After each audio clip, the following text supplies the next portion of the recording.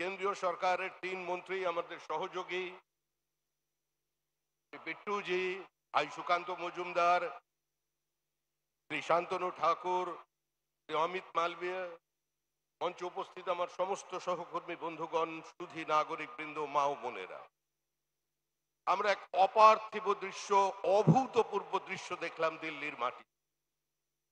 শুধু আমরা দেখিনি, ওপর থেকে সোমনাথ চট্টোপাধ্যায় দেখছেন, ওপর থেকে বুদ্ধদেব ভট্টাচার্য দেখছেন, এম.এ. বেবি আর ডেরেক ওব্রায়েন তৃণমূলের পক্ষ থেকে হাতে হাত ধরে দাঁড়িয়েছেন।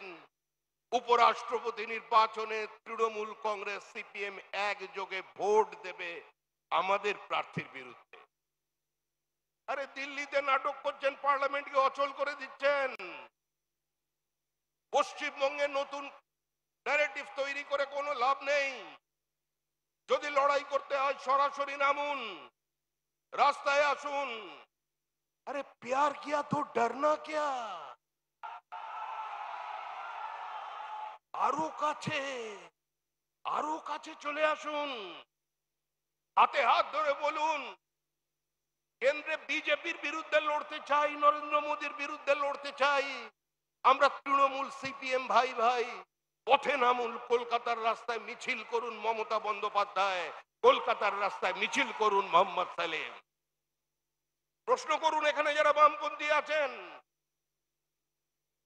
প্রশ্ন করুন বিমান বাবুকে, প্রশ্ন করুন সূর্যকান্ত মিশ্রকে, প্রশ্ন করুন মদন ঘোষকে, কোন রাজনীতি পশ্চিমবঙ্গের মাটিতে তারা 34 বছর উপহার দিয়েছেন। আমরা শুধু আপনাদের সামনে দাঁড়িয়ে বলতে চাই, ভারী শিল্প ছাড়া পশ্চিমবঙ্গের কোথাও কোনো ভবিষ্যৎ নেই। Today's religion is democracy and today's politics is development। এই মন্ত্র নিয়ে দেশের প্রধানমন্ত্রী কাজ করে চলেছেন। আর একটি বিশেষ কথা স্মরণ করিয়ে দিতে চাই, যতদিন বিজেপি থাকবে কোন বাংলাদেশ থেকে আগত হিন্দু উদ্বাস্তুর কেশাগ্রকে স্পর্শ করতে পারবে না। যতদিন বিজেপি থাকবে কোনদিন পশ্চিমবঙ্গের মাটিতে কোন ভারতীয় মুসলমানের বিরুদ্ধাচরণ করতে কেউ পারবে না। কিন্তু ভারতবর্ষ ধর্মশালা নয়, ভারতবর্ষ রোহিঙ্গাদের জায়গা নয়, ভারতবর্ষ বাংলাদেশে অনুপ্রবেশকারীদের জায়গা নয়।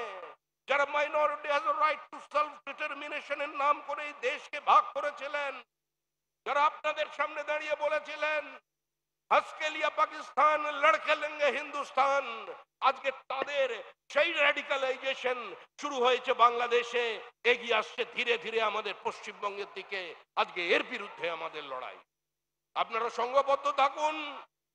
তৃণমূলের যাবার দিন তৈরি হয়ে গেছে, তৃণমূল যাচ্ছে, তৃণমূল চলে যাবে, তৃণমূলের পরাজয় অবশ্যম্ভাবী, তৃণমূল হারবে, তৃণমূল হারতে পারে, তৃণমূল হারতে চলেছে। তাই 26-এর নির্বাচন তৃণমূলের বিসর্জন। পৃথিবীর কোন শক্তি তৃণমূলকে ক্ষমতায় টিকিয়ে রাখতে পারবে না।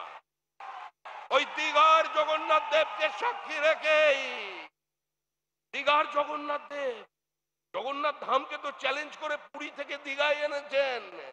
জগন্নাথ দেবও খুশি যে আমি এখানে যখন চলে এসেছি আমাকে সঙ্গে নিয়ে আমার আশীর্বাদে বিসর্জন নিশ্চিত বঙ্গোপসাগরে। সবাই ভালো থাকবেন। নমস্কার।